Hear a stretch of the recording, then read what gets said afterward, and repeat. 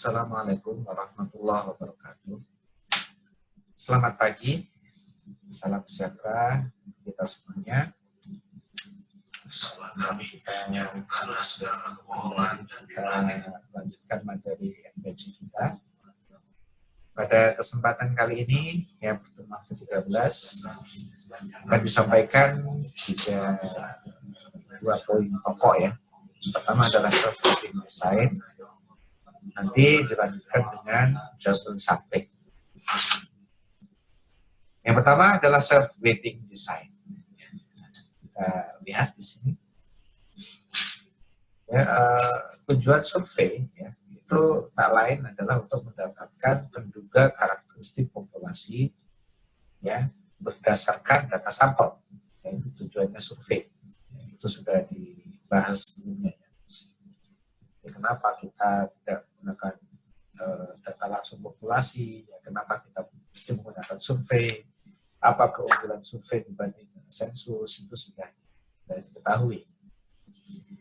Nah, untuk mendapatkan penduga karakteristik populasi dari data sampel tadi, yang tentunya tidak sama dengan data populasi, diperlukan penimbang, ya, bagi penduga sampel, penimbang atau dikenal sebagai weight atau influence factor, ya, faktor, influence factor, ya, ya dan sebagainya. Nah, kemudian penentuan penduga sesuai prosedur penarikan sampelnya itu memerlukan prosedur yang rumit. Ya. Jadi tidak gampang ya.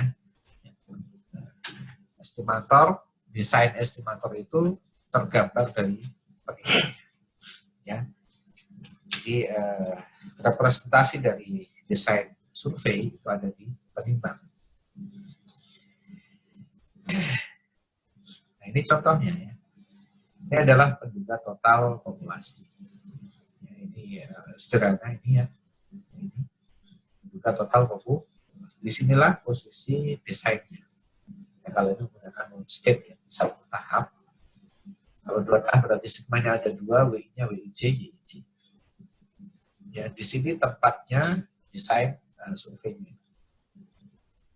Ya. Nah, ini penimbang ya. Ini adalah ini penduga total. Ini keterangannya. Ya. Nah, penimbang WI tergantung pada prosedur penarikan sampelnya dan penduga yang ditentukan. Ya. Dan biasanya dipilih yang bias, biasanya yang bias atau bias tapi konsisten.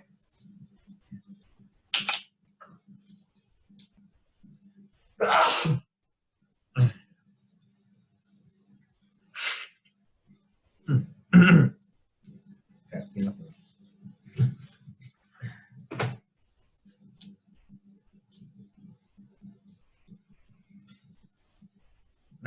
saya lanjutkan.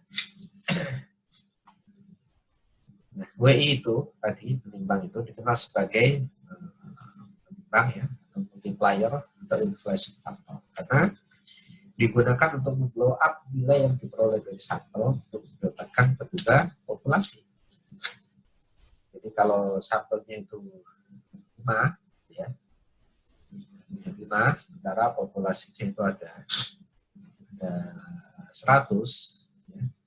Jadi weight-nya nanti itu adalah N per N ya, kalau ini itu adalah 100 bagi 20. Jadi ya setiap satu sampel itu mewakili 20 unit. Sehingga kalau dikalikan ya setiap sampel mewakili 20, maka totalnya akan ada 100. Gitu ya.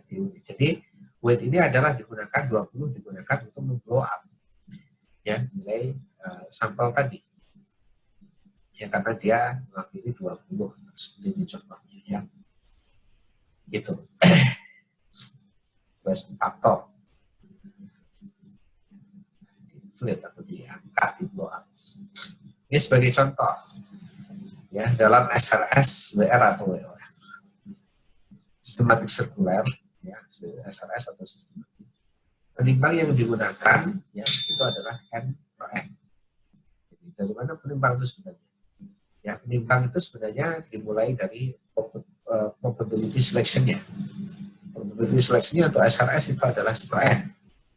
Dan setiap unit punya peluang yang sama, yaitu sebanyak 1/n. Kemudian dilanjutkan dengan fraksi sampling, itu adalah n dikalikan 1/n, jadi n per n. Nah, penimbang itu adalah kebalikan dari fraksi sampling, di n besar per n, penimbang kalau SRS. Ya. Oke. Kemudian dalam PPS misalnya, dalam PPS sampling, ya, probability seleksinya itu adalah XI per X. XI per X. Ya. Kemudian fraksi samplingnya itu adalah N kali PI bersama dengan N kali XI dibagi X atau N kali PI. Maka weight-nya itu adalah kebalikan atau inverse dari fraksi sampling. Ini, jadi 1/n kali 1/PI. Atau akan menjadi adalah X bagi N XI. Sama aja. Ya. Nah, itu ya contoh dari SRS dan BPS. Bagaimana membentuk penimbangnya. Gitu ya. Nah, kemudian kalau dalam rancangan 2 tahap atau two-stage sampling dengan jumlah sampel penarikan pertama atau PSU sebesar N yang dipilih cara BPS dari N besar, ini cara BPS. Kemudian MI unit yang merupakan jumlah unit pada penarikan sampel tahap kedua dari N terpilih, ya, tahap pertama tadi, ya, di mana ukuran tiap PSU-nya itu MI, dan M tadi dipilih dari MI secara SRS, jadi yang pertama secara BPS, kedua secara SRS, atau sistematik linear, maka penimbangnya akan jadi seperti ini. Ya, adalah yang pertama tadi secara BPS, yang kedua tadi secara SRS. Jadi W itu adalah perkalian dari W1 dibandingkan W2. Tadi BPS, tadi SRS. Jadi weight-nya seperti ini nanti. Kalau juga totalnya akan tetap sama ya, 2 kali, karena ada dua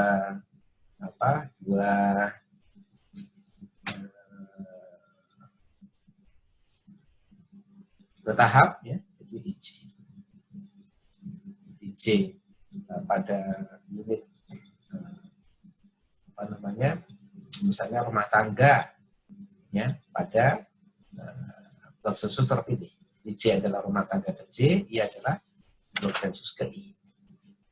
Nanti tinggal dimasukkan saja sigma ya, I 1 sampai N ya, karena ini tidak ada I-nya boleh keluar 1/n, N-nya juga boleh keluar, tadi sebenarnya 1/PI, MI dibagi MI kecil sigma YIJ. Nah, J 1 sampai MI kecil. MI kecil. Ya gitu.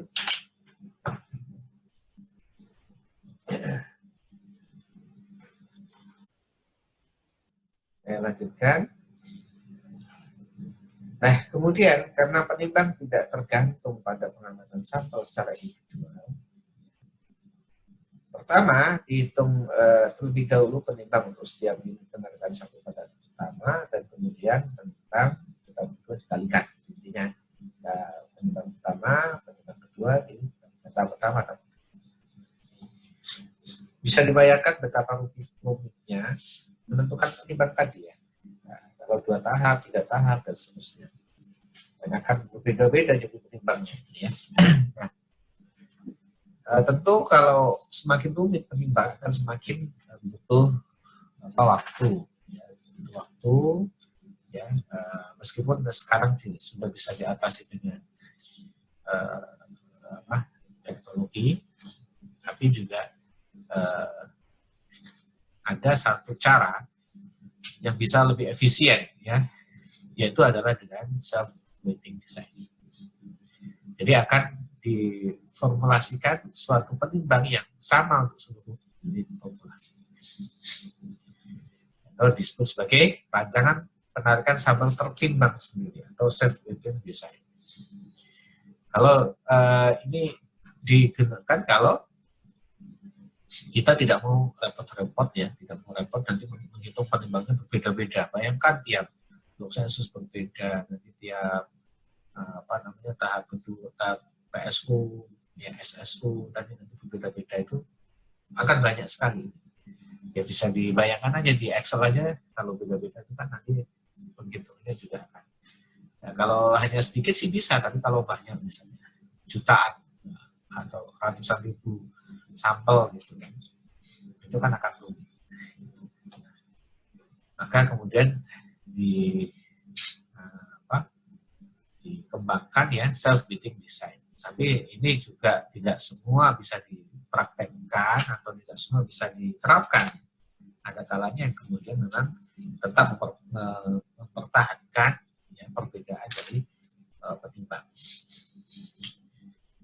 Ini ilustrasinya. Ini adalah penduga ya, suatu penduga total. Nah, penduga total ini kalau pakai SRS tadi, W-nya ini adalah N. Maka ketika tidak ada indeks I-nya, ini bisa keluar. Sehingga ini berlaku sama untuk meskipun I-nya beda-beda. Gitu ya. Ini juga sama ini. Meskipun berbeda-beda I, dia bisa tetap sama. Jadi kalau dimasukkan ke sini, jadi N per N, sigma, I. Ya, I 1 sampai N kecil. Maka ini kemudian bisa dipakai I bar. Tapi kalau itu kan kita tidak melihat penimbangnya. Ya, kali ini kan data, ini asli datanya, kemudian ditimbang atau dikalibrasi, diinflate dengan N per N. Jadi jumlahkan sampelnya, kemudian dikalikan N besar per N kecil untuk menjadi penduga total populasi. Ya. Nah, ketika keluar W-nya, dan dia berlaku untuk seluruh unit, maka dia itu self-weighting. Gitu ya. Berlaku umum untuk penimbang itu. Dan lagi WI munculnya gini. Ya, gitu ya. Jadi W berlaku untuk semua unit sampel. Terus self-weighting. Gitu. Jadi rancangan sampel dengan penimbang yang sama atau seragam untuk setiap unit sampling itu disebut sebagai self-weighting design. Ya, tambahan at field stage pada tahap lapangan, pada tahap boleh dikatakan pada tahap rancangan sampai ke lapangan, gitu ya, rancangan sampai ke lapangan. Tuh, kita sudah punya self-weighting design. Nah, misalnya rancangan sampai ke tahap dapat dibuat self-weighting design dengan cara menentukan banyaknya ultimate sampling yang harus ya. Ini sudah ditentukan dulu banyaknya USU yang harus dipilih, N kecil. Tentukan dulu berapa nanti N kecilnya di tahap terakhir ya, rumah tangga. Nah, dalam kasus tertentu, suatu teknik sampling dapat mereduksi banyaknya penimbang pada tahap tabulasi. Nanti setelah hasil dari lapangan, kemudian dilakukan pengolahan. Itu kadang-kadang diperlukan penyesuaian.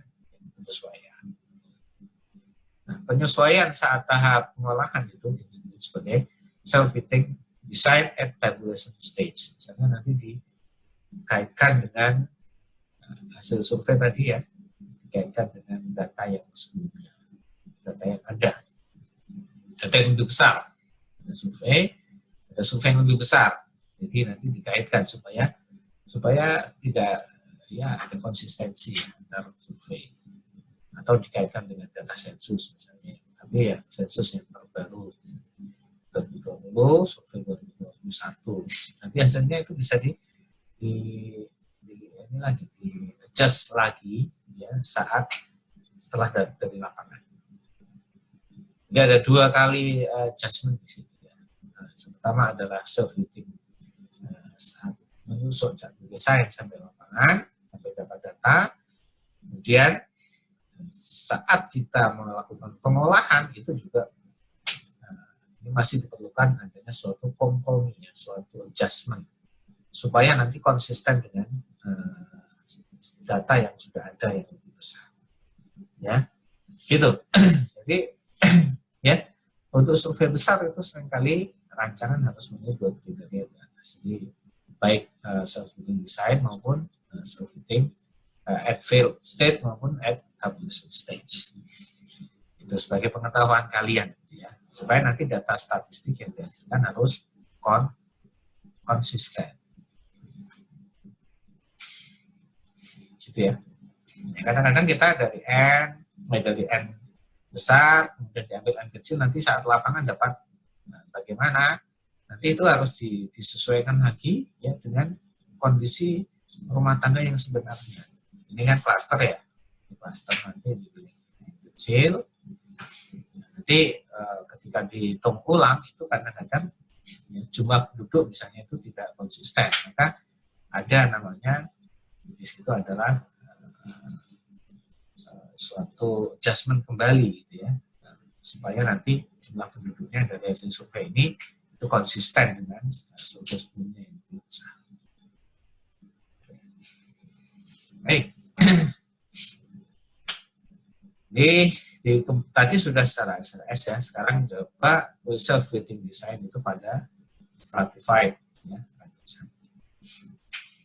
Kita tahu di sini penduduk totalnya, penduduk total untuk stratified itu tak lain adalah jumlah dari penduduk total untuk setiap strata ya, H1 sampai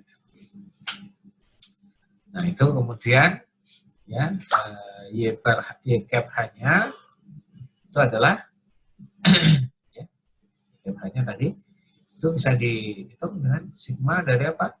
W tapi W ini Pak ya, WH Y HI gitu. WHI YHI ya. I 1 sampai N H kecil. Nah, WH ini adalah nanti NH, N besar H dibagi N ya, H kecil. Nah, ini pembobot survei, ada lagi namanya pembobot strata. Nanti ini ada pembobot strata. Ini pakai pembobot survei dulu. Ya.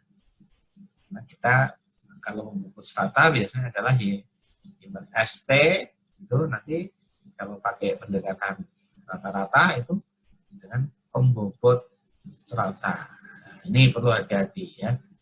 Nah, kalau ini pembobot strata ini, kalau ini itu adalah nanti jadinya NH per N. Nah, kalau ini, jadi ini beda ini, kalau ini beda. Kali ini adalah pembobot survei. Jadi stratified random sampling di strata, ya, desain strata di mana setiap stratanya diambil secara SRS. Ini kembali ke SRS tadi, yaitu pembobot tapi setiap strata. Kalau ditulis jadi seperti ini ya. Oke. Nah ini masih kan beda-beda karena ada daerah. Kita nanti bagaimana mengupayakan sama berlaku untuk seluruh unit sampling, ultimate unit sampling unit ya, usul. Nah, faktor pengali atau desain bervariasi antar strata. Ini kan bervariasi antar strata, jadi belum self-fitting. Kecuali jika dialokasikan secara proporsional. Ya, alokasi proporsional kan ini. Nah, ini NH per NH itu sama dengan N per N ya, kalau alokasi proporsional. Ya, atau NH itu dulu itu adalah sama dengan NH dibagi N dikalikan apa? N kecil. Jadi ini kalau ditulis juga seperti ini. Nah, karena N per N ini adalah kebalikan dari fraksi sampling, maka N per N juga weight. Ya. Dengan demikian, untuk alokasi proporsional, rumus estimasinya akan menjadi yang tadi NH per N, jadi N per N, karena sama ya. Nah, ini adalah namanya self-fitting design. Ini berlaku semua, jadinya, ya, tidak terpengaruh oleh indeks. Ya. Itulah konsep self-fitting. Tapi kalau masih begini, belum, masih terpengaruh oleh indeks. Nah, untuk alokasi bukan proporsional kan jadi repot kan. Perlu bisa dengan berbagai teknik ya, berbagai modifikasi. Nanti bisa juga diperoleh suatu weight yang sama. Nah, yang paling mudah itu proporsional. Gitu ya. N per N itu sama dengan N per N langsung sama dengan W. Ya, jadi ya, tadi sudah di awal saya sebutkan kan bahwa self-heating itu mungkin tidak semua bisa dibuat self-heating ya, atau pembobot yang umum ya. Mungkin juga ada yang rumit yang kemudian tetap tidak bisa dijadikan satu ya, pembobot umum. Seperti ini. Kalau ini variansinya, hati-hati kalau ini bukan pembobot desain, kali ini adalah pembobot serata. Ini NH per hati-hati ya. Di sini biasanya ditulis pembobot desainnya W kecil, kalau pembobot seratanya W besar. Nah, kemudian yang kedua misalnya tadi ya stratified random sampling, kalau ini stratified BPS sampling. Strata, tapi strata bukan secara SRS, tapi secara BPS. Jadi tadi sama penduga strata itu adalah juga sigma dari penduga setiap strata. Ya, H1 sampai L. Nah, kemudian penduga setiap strata itu nanti secara BPS. Ya, ini S per NH ya. Langsung saja NH sigma dari apa? Sigma dari YHI per PHI. Nah, ini I 1 sampai NH. Nah, PHI-nya ini adalah X. HI kecil dibagi XH. Akhirnya kalau ditulis jadi seperti ini. Ini belum self-weighting design ya, masih ada indeksnya untuk pembobotnya. Ya kan? Nah, ini belum self-weighting, ya maka kemudian bagaimana cara mencari self-weightingnya? Nah, kita ternyata bisa dilihat dari sini ya. Ini adalah dinyatakan dengan rasio kan, ya, rasio setiap pada unit ke I, ya, pada unsur ke I, pada strata ke H. Ya kan?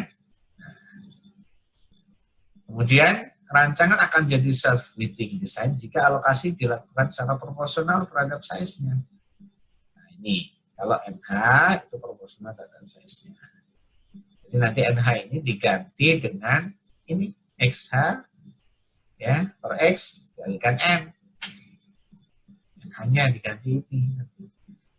Kalau NH-nya diganti ini akan menjadi ya NH ini diganti dengan ini ya akan menjadi ini ya. Akan menjadi. Nah, ketika menjadi X per N yang tidak ada indeksnya lagi, maka itu adalah self-weighting design. Jadi stratified juga sampai juga bisa dibuat self-weighting design. Ini variansinya biasa ya. Oke. Tekanannya. Oke, ini juga total rasio kan. Juga total rasio. Ya, kita tahu kalau ini juga Y bar rasio dulu.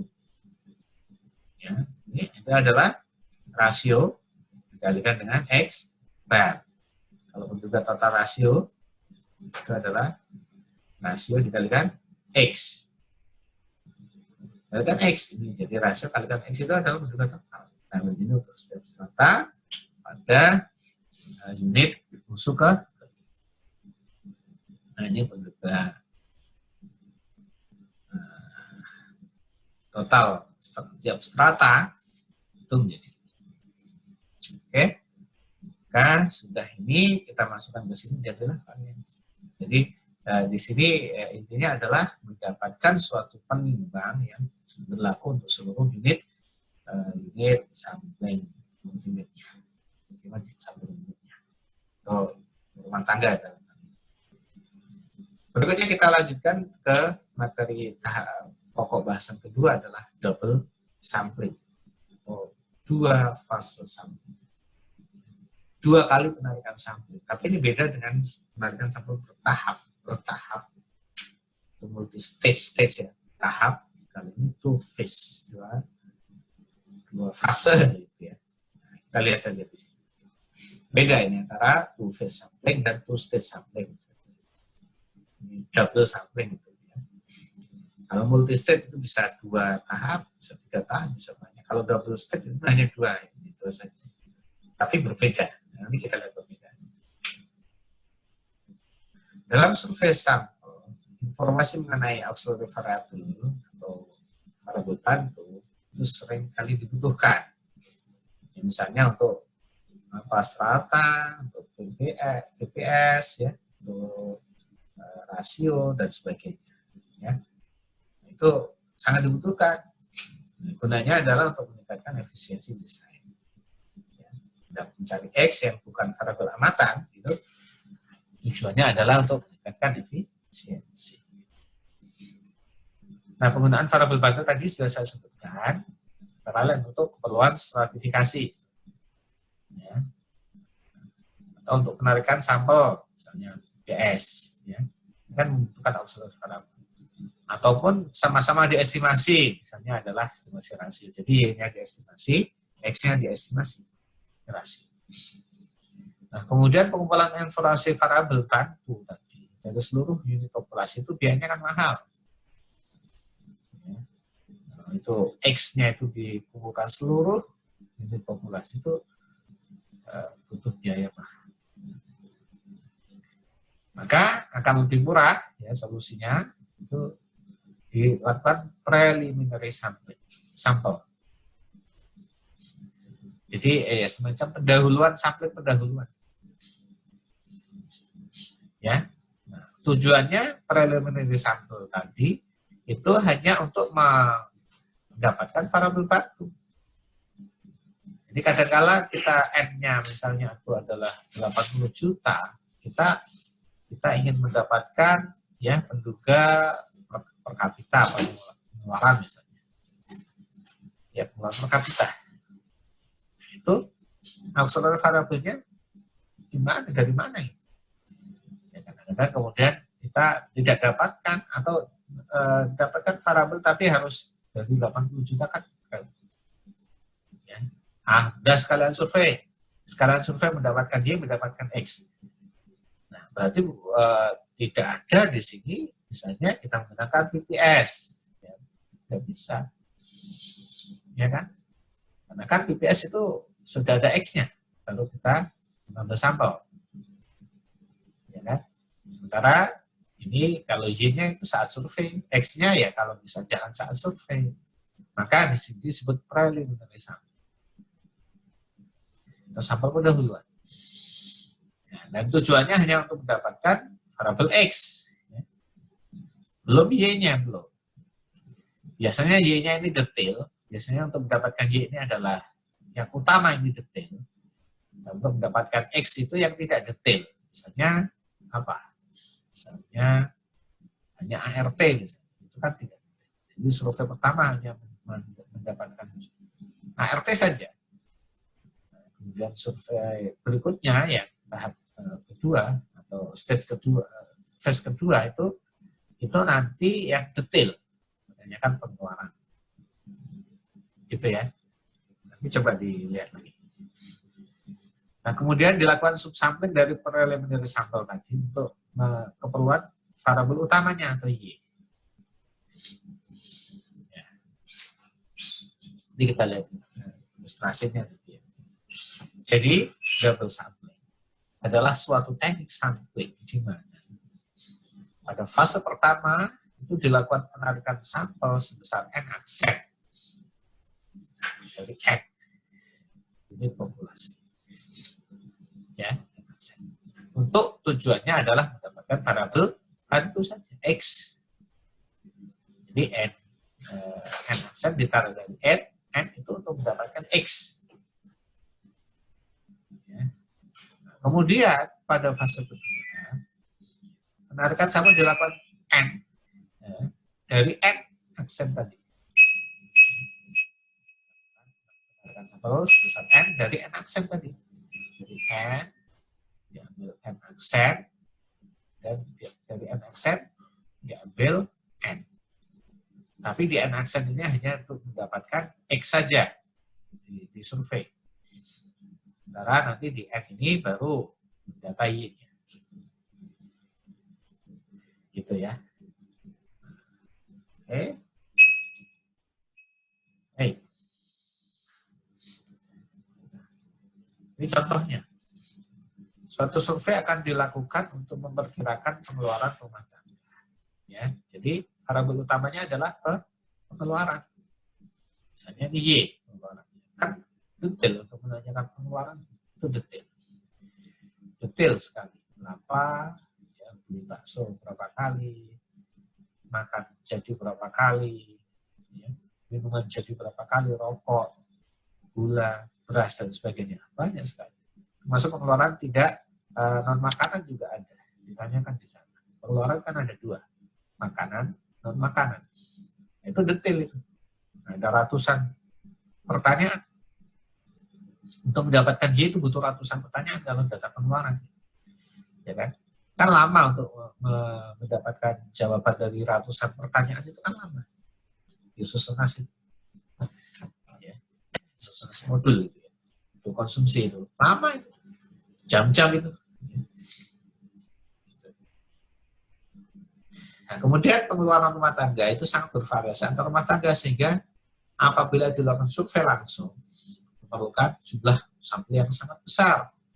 Jadi kalau langsung kita ambil secara satu tahap langsung ambil rumah tangga gitu ya, itu akan butuh jumlah sampel yang besar. Nah, lagi-lagi untuk menghemat biaya tujuannya. Jumlah sampel dapat dikurangi dengan cara melakukan dua fase. Fase pertama adalah diambil sejumlah sampel untuk meneliti variabel bantu yang sangat sederhana. Variabel bantunya hanya RT saja, jumlah RT saja, itu saja.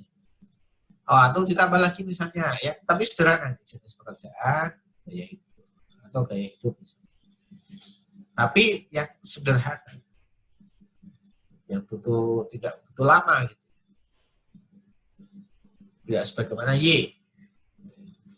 Berapa jumlah anggota rumah tangganya kan nggak lama. Apa jenis pekerjaannya, misalnya petani atau PNS dan sebagainya. Nah, variabel bantu tersebut namanya juga variabel bantu digunakan sebagai alat untuk membuat estimator ya, atau strata, estimator misalnya PPS ya, atau kemudian regression estimator, rasio estimator dan sebagainya. Atau digunakan sebagai strata misalnya. Jenis pekerjaan ya, petani, non petani misalnya, jadi bisa jadi strata. Ya. Atau urutan karakteristik yang akan, atau urutan karakteristik ya, misalnya dengan cara sistematik nanti butuh urutan itu yang akan digunakan pada fase kedua. Ya. Kemudian pada fase 2 nanti dipilih sampel yang lebih kecil lagi ya untuk meneliti variabel utama atau pengeluaran rumah tangga yang detail tadi. Ya. Oke. Nah, ini kemudian perbandingan two-stage sampling dan two-phase sampling. Nah, ini berbedanya antara dua tahap sampel dan dua fase sampel.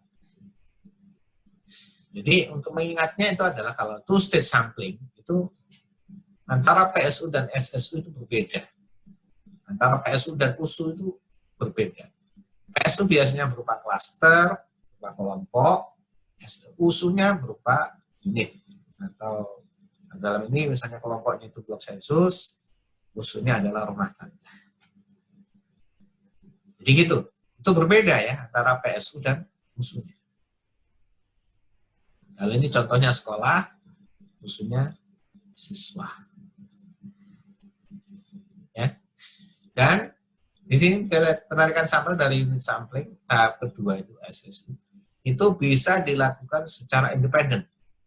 Ada masing-masing sekolah terpilih, ya, sudah dapat sekolah terpilih.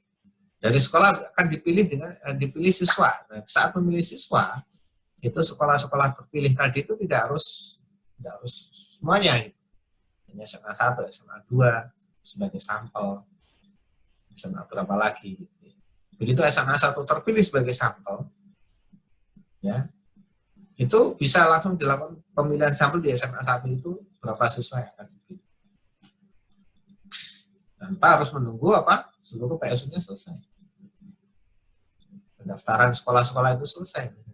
Ada yang jauh gitu ya. Untuk data PSU saja.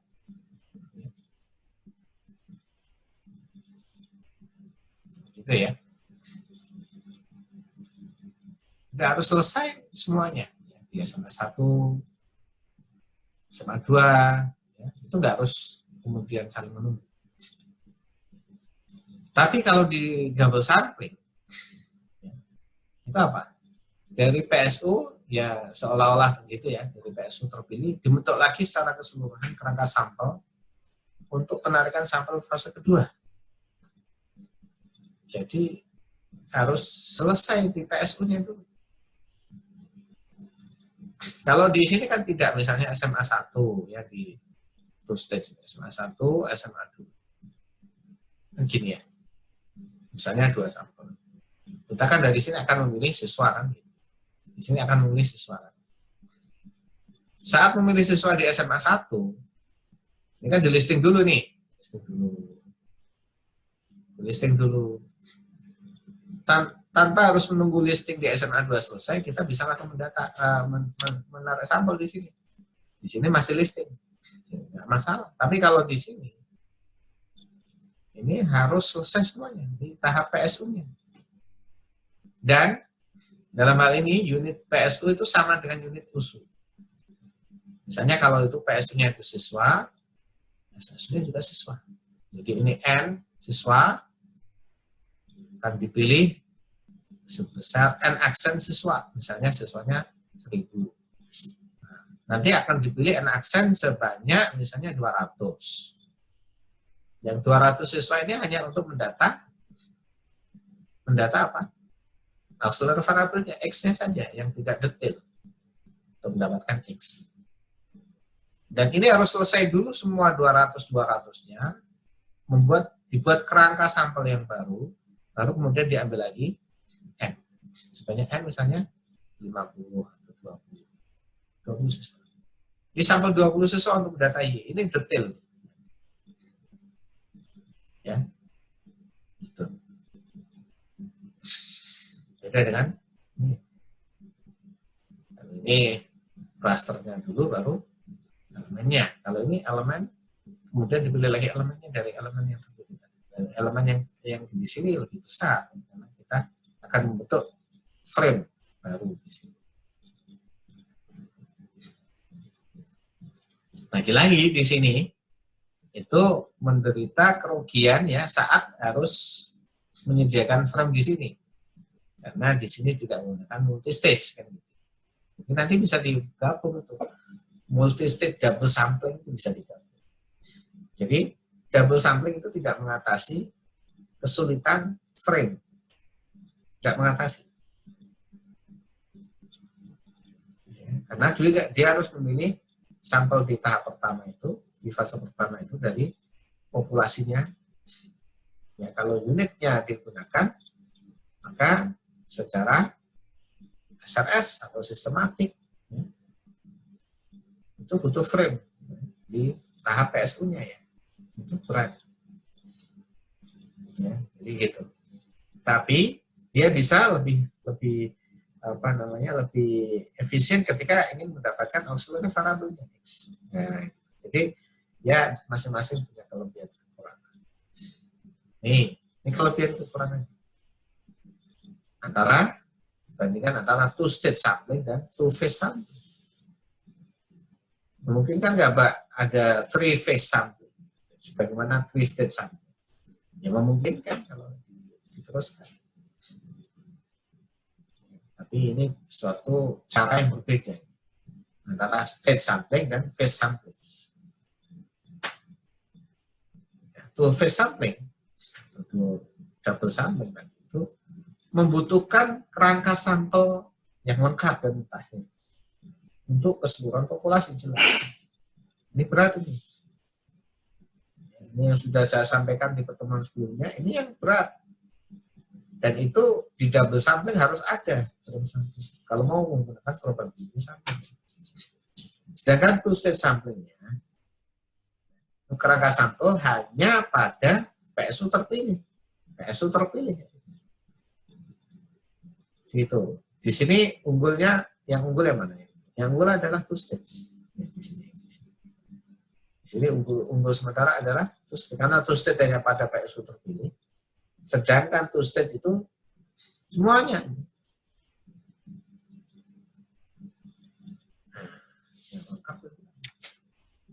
Ini PSU, two-stage-nya.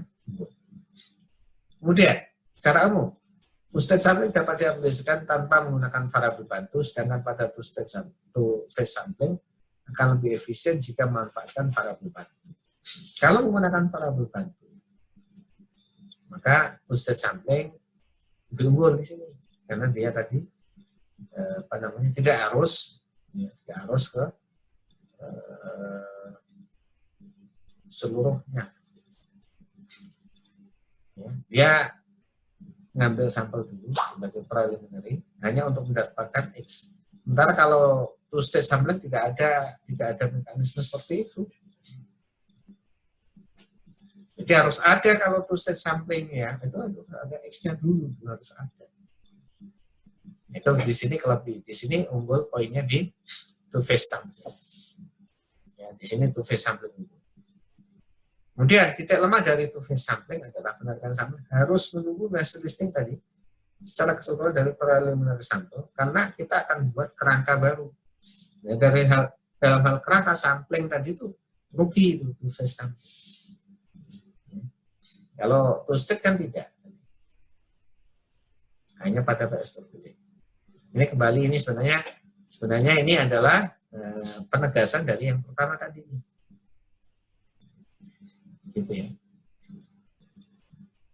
Kemudian, nah ini pada two-phase sampling dapat meningkatkan efisiensi yang bisa diterapkan pada multi-subject survey. Dengan X-nya yang sederhana tadi di preliminary sampel itu bisa untuk multi-purpose, multi-subject, atau banyak tujuan dari survei. Dan bisa survei A, B, C, bisa. Nah, ini kelebihan dari two-phase sampling. Jadi masing-masing punya kelebihan, punya kekurangan. Ya. Intinya adalah kalau di multi-stage sampling unggul di frame. Tapi kalau di two-phase sampling atau double sampling itu unggul di ketersediaan auxiliary variable yang itu bisa meningkatkan efisiensi perdugaan dan juga untuk keperluan multi-purpose, multi-subject survey. Itu ya.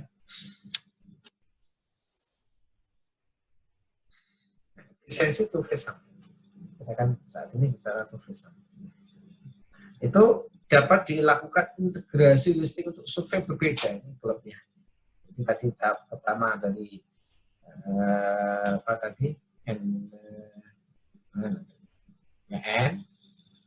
N tadi 1000, kan? Dipilih N aksen 200. Nah dari N aksen kan akan mendapatkan X ya. Nanti dipilih lagi N sebanyak 20%. Nah, dari sini ini survei 1. Ada survei lain bisa ngambil juga dari sini. Survei 2, survei lain bisa ngambil dari sini juga. Dengan X yang tadi ada X1, X2, X3 disesuaikan dengan kebutuhan survei. Jadi desainer survei sudah tahu dalam hal ini nanti ada berapa survei yang mau didesain. Ada 4 survei. X-nya diambil di sini 4 sebagai auxiliary variable untuk masing-masing survei. Dapat di sini. Nah, gitu ya. Jadi dapat diintegrasikan listing untuk survei berbeda. Nah, gitu ya. Nah, membutuhkan kerangka sampel sejumlah luas sehingga dapat digunakan untuk membuat multi-subject survey. Tapi kelebihan dari two-phase sampling itu bisa multi-subject survey, multi-purpose survey. Disesuaikan X-nya tadi, X1, X2, X3 sesuai dengan absolute variable yang pas untuk masing-masing survei itu. Nah, di sini juga bisa digunakan untuk melakukan stratifikasi kerangka sampel. Jadi sini sudah nanti di kerangka sampelnya itu dari sini nanti.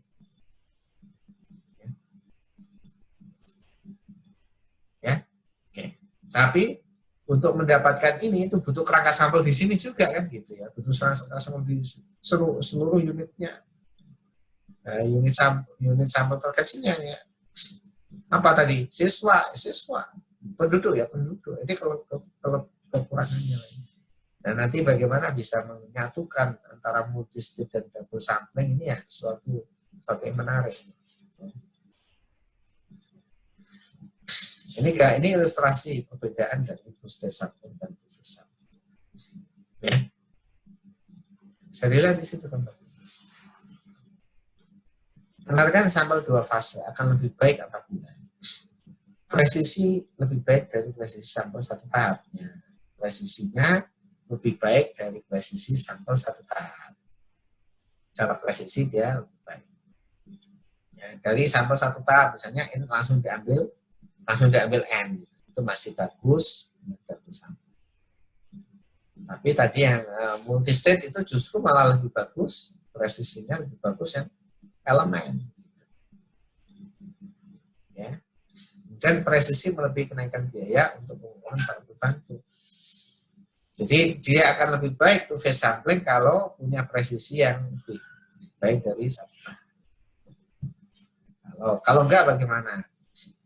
Ya, tapi ini bukan jaminan ya. Hal ini bukan jaminan, bukan suatu jaminan. Bisa saja ya, yang satu tahap punya variansi. Nah, dari sisi biaya tentu lebih efisien ya. Double sampling dibandingkan langsung sampai satu tahap tentu lebih efisien. Ini gambarannya kalau two-state sampling dari PSU berupa cluster, dibentuk frame PSU, cluster, konsensus, kecamatan dan sebagainya. Dari cluster tersebut, ya seluruhan cluster tersebut dipilih N1 unit PSU, ya cluster ya. Jadi, ya. Kemudian dari cluster terpilih dibuat frame-nya, Mas. Setiap cluster terpilih. Dari setiap cluster terpilih dibuat frame-nya lagi, baru kemudian diambil unitnya di setiap cluster terpilih. Dan ini berbeda dengan ini. Antara PSU dan SSU beda karena PSU berupa cluster, SSU berupa unit, elemen. Nah kalau ini sama ini N-aksen ini sama-sama elemen. Hanya saja, ya, jadi frame-nya ini adalah tingkat elemen. Apa tadi? Siswa, rumah tangga dan sebagainya. Harus punya ini frame-nya. Ini yang berat. Kalau ini kan frame PSU mudah ini. Mudah daripada frame SU. Ya. Kemudian dari N-aksennya digunakan untuk mendata variabel bantunya. Nah, kemudian dari N-aksen, tadi misalnya ini 1000, ya di sini diambil 200, sama-sama siswa nih. Ini siswa, ini 200, diambil 200 siswa, dari 200 siswa didatalah X1, X2, dan seterusnya. Dan dari sini diambil untuk suatu tujuan survei sebanyak 20 siswa. Ini didata Y. Ya. Nah, kalau ini di sini nggak ada pendataan. Di sini adalah kalau two-state sampling di sini nggak mendata, tapi di sini melisting. Jadi ini listing, ini punya daftar sampel atau frame tadi. Di sini kegiatannya adalah listing. Listing apa? Listing usulnya. Listing usulnya. Itu rumah tangganya. Di setiap PSU terpilih. Kalau di sini nanti ada listingnya ada di sini. Di sini. Frame usulnya ada di sini. Ya. Kemudian di sini hanya variabel bantu saja. Kemudian sekaligus membuat frame dari 200 nanti dipilih 20. Frame 200 ya ada di frame sini juga. Oke. Baik. Ini Ini gambarannya untuk double sampling. Tadi ya dari apa namanya banyak unit. Ini unitnya berapa nih? 1, 2, 3, 4, 5, 6, 7, 8. 1, 2, 3. Ada 56 unit. 56 unit. Ya. Tapi hanya dipilih yang 20. Hanya dipilih 20 untuk karena kemudian dari phase pertama tadi dipilih lagi ya 5. Jadi ini sama ini. Jadi hanya 51, 2, 3, ya, 4, nah, dan di 5. Ya. Oke. Mudah-mudahan bisa ditangkap perbedaan antara two-stage sampling dan two-phase sampling. Kemudian kita masuk ke desainnya. Ini contoh double sampling untuk stratifikasi. Tujuan double sampling untuk strata. X-nya untuk strata. Itu ya. Pada stratified sampling, itu beda double sampling for stratification dan stratification sendiri. Yang stratified random sampling itu beda. Kalau stratified random sampling tidak ada tahapan tadi, ya, tidak ada tahapan tadi. Tapi kalau ini ada tahapannya. Pada stratified sampling, populasi dibagi menjadi L strata yang bersifat mungkin within-nya, ya, within strata, dan mempunyai rata-rata karakteristik berbeda signifikan antar strata. Ini jelas. Untuk mendapatkan unbiased estimator rata-rata karakteristik populasi, diperlukan informasi penimbang. Penimbang strata, ya, nah, kemudian jika penimbang strata tersebut tidak diketahui, nah, ini masalahnya. Jika ini tidak diketahui, penimbang stratanya tidak diketahui nih. Berapa sih? Tidak diketahui. Ya, maka gunakanlah double sampling. Tidak diketahui. NH per N, bahkan NH-nya ada diketahui, N juga kemungkinan tidak diketahui. Ya, yang kebanyakan tidak diketahui di sini. Di sini nih, kebanyakan yang tidak diketahui. Ya. Nah, pasti pembagiannya. Ini siapa? Penduduk Indonesia ada 200 sekian juta itu. Ya. Yang petani berapa sih?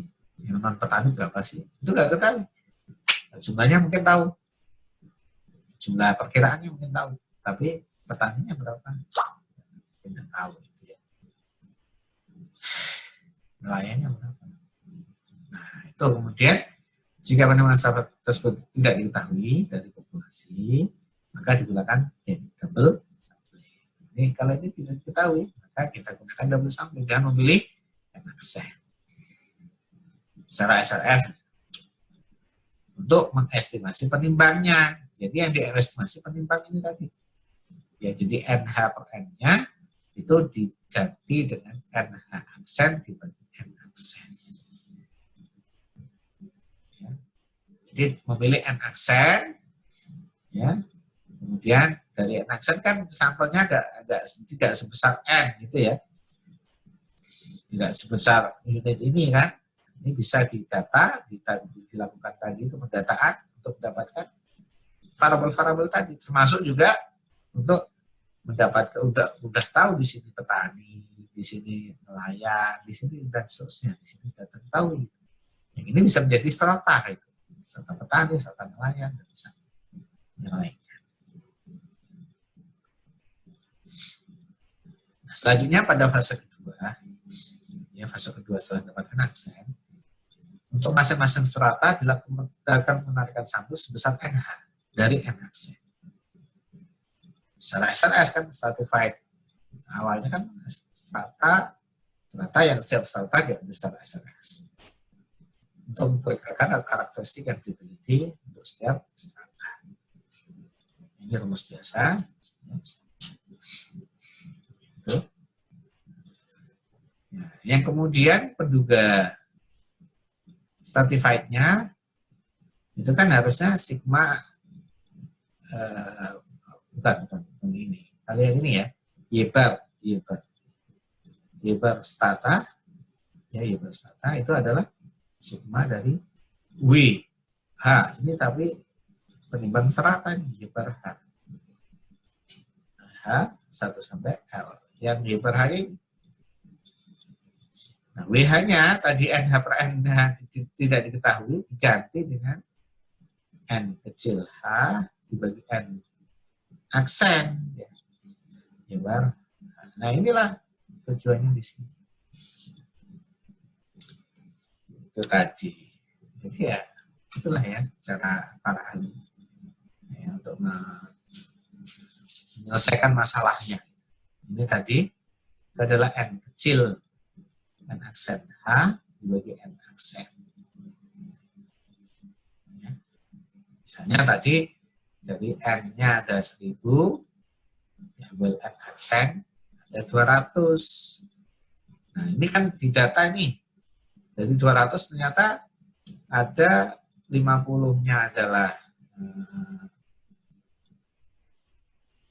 berkategori A, 100-nya berkategori B, 50 lain berkategori C. Jadi ada 3 strata di sini. Jadi ini N aksen 1, ini N aksen 2, ini N aksen 3, ini N aksen. Kemudian dari sini dipilih lagi, dari 50 dipilih lagi nanti.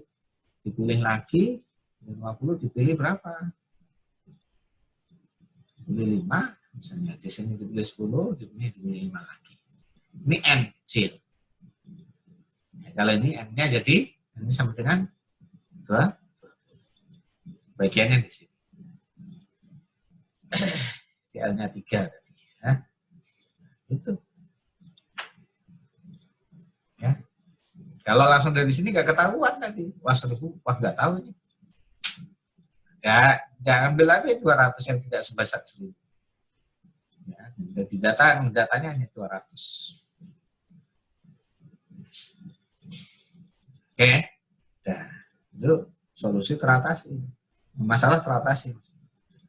Nah, jika nilai dari NH tidak tergantung dari WH, maka bias sampling variance-nya itu ini. Agak rumit memang jadinya double sampling for stratification. Jadi apa? Melakukan double sampling untuk keperluan stratifikasi, stratified random sampling. Kalau rumusnya sih ini biasa saja, tapi rumus variasinya seperti ini. Ya, di WH besar tadi itu adalah N besar H dibagi N kecil, dibagi N. Yang itu bisa diganti dengan N aksen H dibagi N. Bisa diganti W kecil.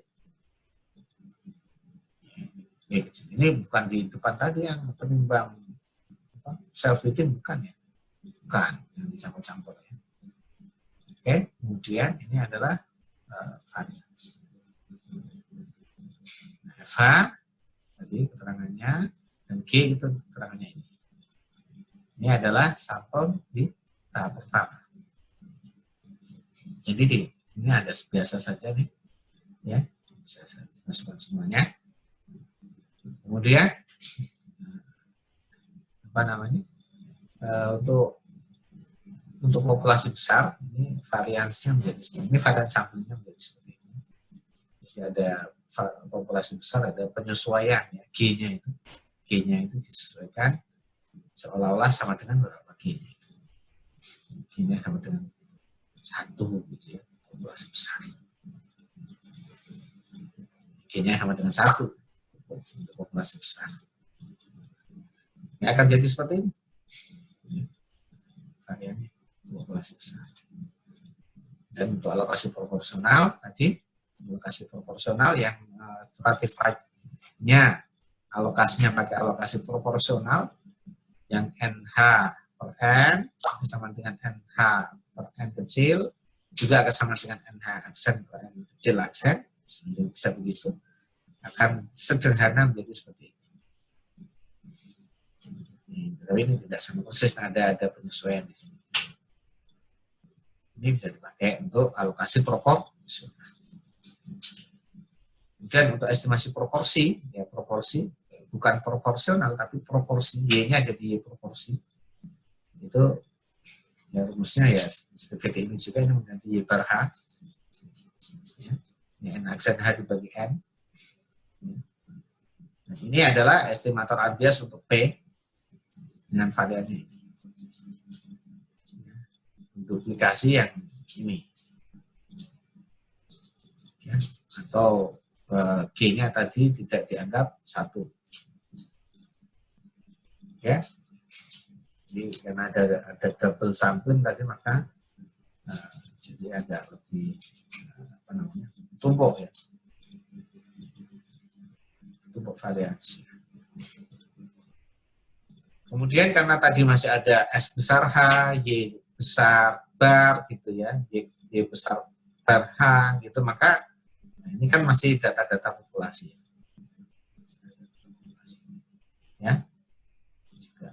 Maka kemudian diganti dengan estimatornya akan menjadi ini. Jadi G-nya masih muncul tadi, tapi kalau untuk survei besar G-nya sama dengan 1. Tidak usah dihafalin, tapi dipahami bahwa penggunaan double sampling untuk stratifikasi tidak mudah. Gitu ya, tidak mudah. Dan bagaimana mendapatkan varians? Ya tentu kembali ke konsep yang lama. Varian itu tidak harapan dari selisih kuadrat antara estimator dan parameter. Nah, kemudian tadi kan alokasi untuk proporsional ya. Kemudian kalau untuk alokasi optimum, itu mempertimbangkan biaya, itu menggunakan fungsi ini, fungsi biaya ini. Fungsi biaya total itu adalah biaya yang sama, biaya awalan, biaya yang berlaku tanpa ada pertimbangan lapangan dan sebagainya. Pokoknya kalau seperti pegawai negeri gitu ya, itu gaji pokok gitu ya kan, gaji pokok. Nah, ada tuh tunjangan macam-macam itu tergantung kinerja. Tapi kalau dia itu pegawai negeri ya, sakit tidak sakit tetap gajinya terima gitu. Gaji pokoknya tetap segitu. Tapi kalau dia sakit tidak masuk, dengan yang masuk bekerja ya beda. Beda dari sisi tunjangannya. Jadi ini guys semacam pokok, biaya pokok, overhead cost. Ini adalah banyaknya sampel di tahap pertama, ini cost di tahap pertama, sampel tahap kedua, cost tahap kedua. Ini fungsi biayanya. Dan C aksen dan C adalah biaya per unit untuk pengukuran variabel bantu. Ya, karena C aksen tadi itu di sini saat ini adalah untuk cost untuk variabel bantu, tentu tidak sama dengan cost untuk variabel utama. Gitu. Kan lebih lama di sini. Dan di sini hanya menanyakan beberapa saja, ini mau lebih murah aja. Di sini lebih mahal. Ya. Oke, nah, itu fungsi biaya seperti ini. Nah, kemudian setelah dilakukan dengan teknik macam-macam untuk optimasi, diperolehlah ya, misalnya dengan Lagrange multiplier ya, kemudian diperolehlah formula varians optimumnya seperti ini. Varian optimum adalah dengan alokasi optimum, maksudnya alokasi optimum yang mempertimbangkan biaya yang memang belum disampaikan di sini, proporsional dan optimum.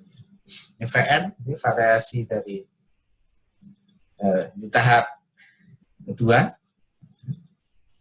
gitu. Ini variasi di tahap pertama. Jadi rumusnya ditambahkan VN per N ditambah VN aksen per aksen. Oke. Kemudian untuk rasio estimator misalnya, pada kondisi tertentu seringkali rata-rata populasi expert tidak diketahui. Itu rasio estimator kan kadang-kadang ini tidak diketahui. Padahal ini wajib diketahui kalau menggunakan rasio. Untuk memperoleh penduga rata-rata, itu kan rasio dikalikan dengan X. Nah, kadang-kadang ini tidak diketahui X per populasinya. Rata-rata auxiliary variable populasi tidak diketahui. Sehingga rasio estimator tidak dapat digunakan kalau ini tidak diketahui, ini nggak bisa dicari ya. Rasio estimator nggak bisa dicari. Nah, ini cat ya, hat ya. Bisa, maka kemudian solusinya adalah kalau tidak diketahui ya, kalau diketahui mah bisa ya. Nggak diketahui maka digunakan double sampling. Nah, pertama milih n accent untuk memperkirakan X bar besar. Ini dengan data di sini. Kemudian fase kedua adalah memilih n dari n accent tadi ya untuk variabel y-nya yang utamanya, variabel utamanya. Kemudian juga rasionya, rasio double sampling itu adalah R accent, R hat, X bar accent. Ini untuk menggantikan X bar populasi. Ini dapat ini dari N accent. Ini juga apa namanya? Juga rata-rata rasio. Nah, ini kemudian X bar-nya ya hanya rata-rata X dari N accent. Itu menduga rasio. Double sampling untuk menduga rasio. Dan ini variansnya. Unbiased estimator, ini relatif biasnya, karena penduga rasio itu penduga yang bias. Relatif biasnya. Kemudian ini adalah sampling varians. Ini sudah dibahas yang lalu, ini hanya menambahkan n accent. Dan ini estimator sampling variansnya. Ini hasilnya besar, diestimasi dengan data sampel. Juga ya. Oke. Ini adalah estimator varians yang menggunakan data sampel.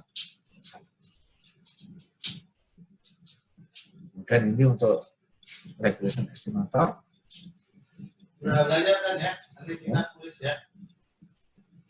Nah, tadi juga membutuhkan X yang kadang-kadang tidak diketahui, sehingga diperlukan double sampling. Ini yang X per accent untuk mengganti X bar yang tidak diketahui.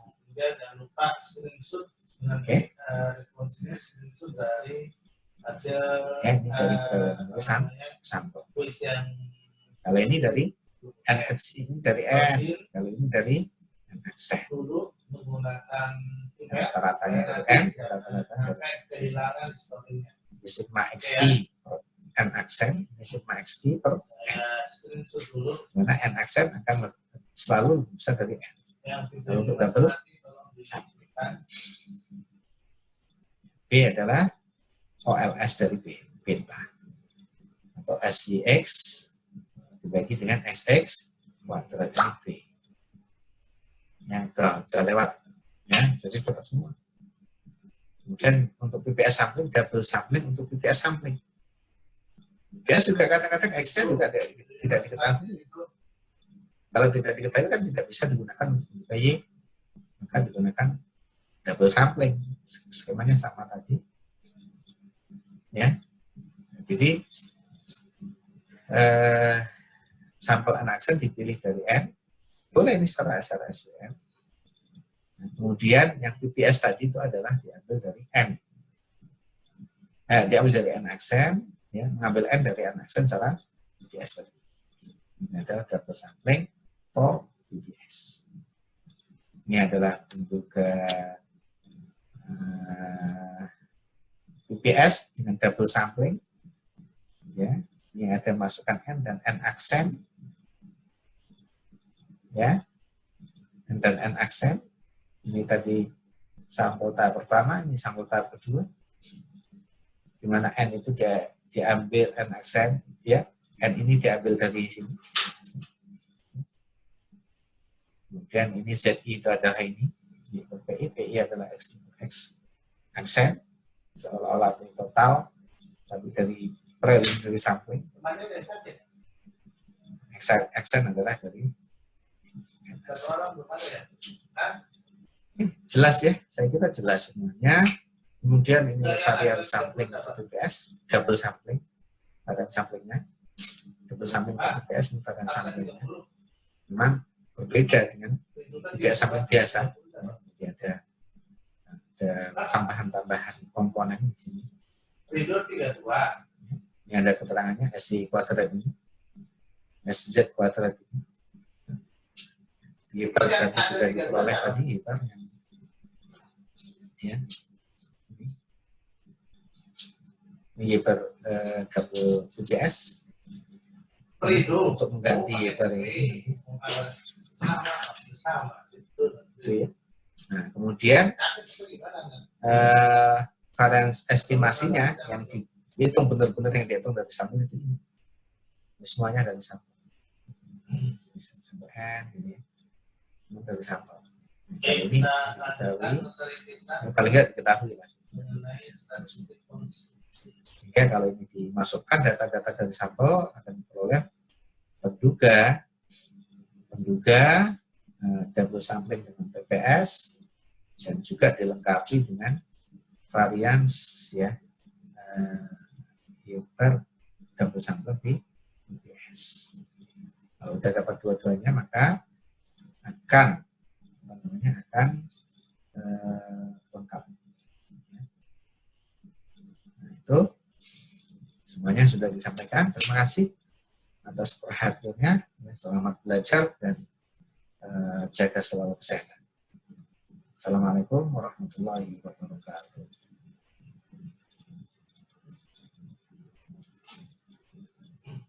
Oke, mulai. Suara saya jelas?